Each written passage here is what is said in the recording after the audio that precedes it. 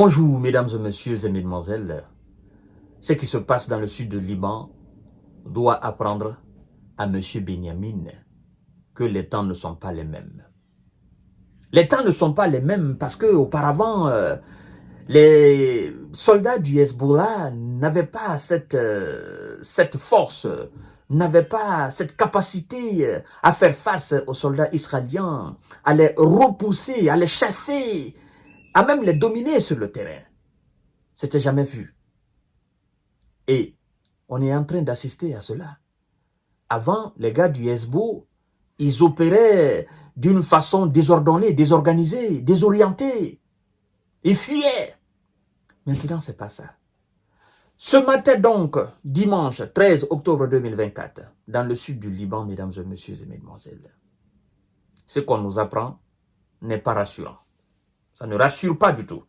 Et je comprends mieux maintenant pourquoi les soldats américains doivent venir épauler les soldats israéliens, non seulement face aux éléments du Hezbollah, mais aussi face aux missiles iraniens. Pour éviter tout ça, nous nous disons passer à la table de négociation. C'est très important. Le Hezbollah affirme avoir repoussé 2 tentatives d'infiltration des troupes de M. Benyamin. 2 tentatives. Une première, ils ont échoué. Ils ont été vaincus. Ils ont battu retraite. Une deuxième, ils ont échoué. Ils ont été battus. N'est-ce pas? Il y en a qui ont pris la fuite. C'est ce qu'on nous dit ici clairement. Parce que s'ils avaient réussi, ils seraient rentrés dans ce village-là. Et il n'y a pas eu de contre-déclaration du côté des hommes de M. Benyamin. Ça veut dire que ce que les hommes du Hezbollah disent, c'est ce qui est vrai. Parce que le plus souvent, quand le Hezbollah dit quelque chose qui n'est pas vrai, ils contestent. Mais ça, ils n'ont pas contesté.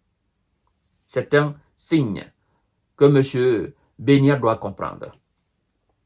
Le Hezbollah a fait état de 2 affrontements avec des troupes de M. Benyamin qui tentaient de s'infiltrer ce dimanche 13 octobre 2024 près d'un village frontalier dans le sud du Liban. Les combattants du Hezbollah ont déclenché des engins explosifs contre des S de M. Benyamin. Leur ont fait face alors qu'ils tentaient de s'infiltrer près du village libanais de Ramia à 2 reprises, a précisé la formation libanaise armée, évoquant des affrontements qui ont duré pendant 1 heure. Mesdames et messieurs et mesdemoiselles, les combattants du Hezbollah ont déclenché des engins explosifs contre des S de M. Benyamin. Leur ont fait face alors qu'ils tentaient de s'infiltrer près du village libanais de Ramia à 2 reprises. Vous voyez? Ils les ont fait face. Et je dois vous informer que c'est la première fois depuis le début de l'hostilité que on entend le combat face à face, c'est-à-dire combat rapproché.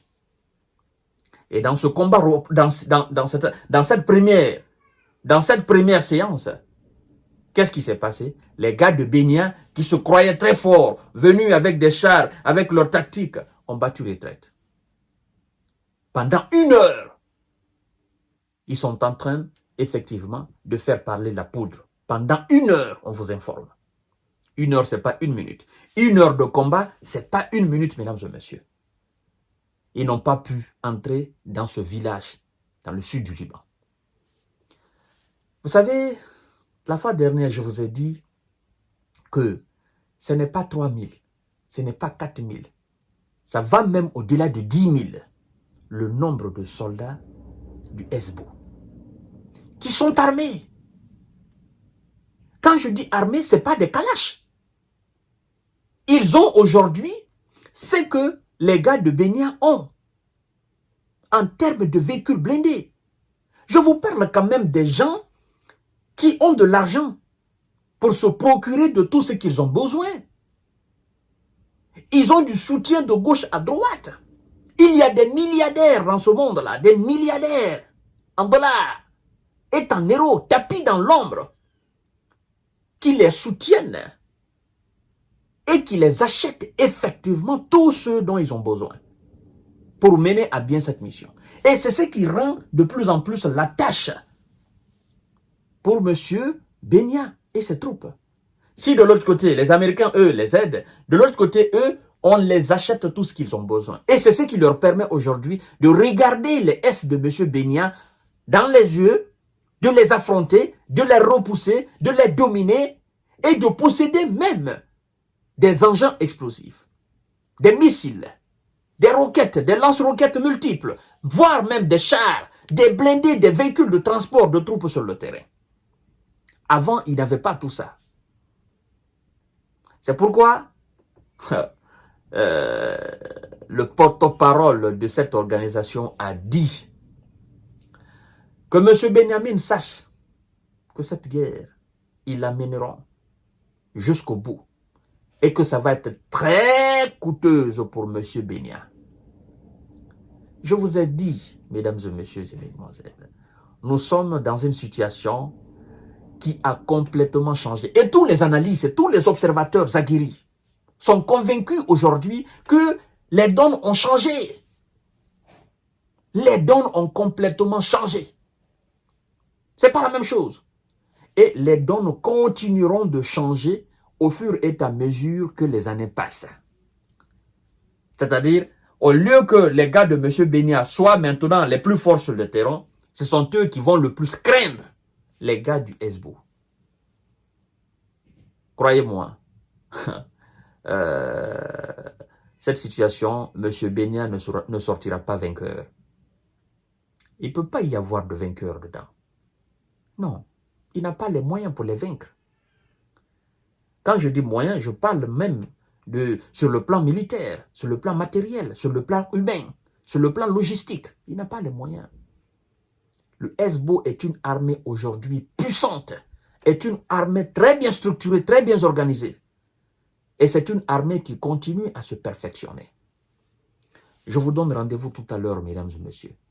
Bon, au cours de cet échange, je ne vous parle pas du nombre de S de monsieur Benya qui a été envoyé au repos éternel. Eux non plus, ils ne vont pas vous dire. Non, ils n'oseront pas le dire. Je ne dis pas qu'il n'y a pas eu de S du côté du Hezbo qui ont été envoyés au repos éternel. Je n'ai pas dit ça. C'est un combat rapproché quand même. Ça tire à balles réelles. D'un côté, tout comme de l'autre côté.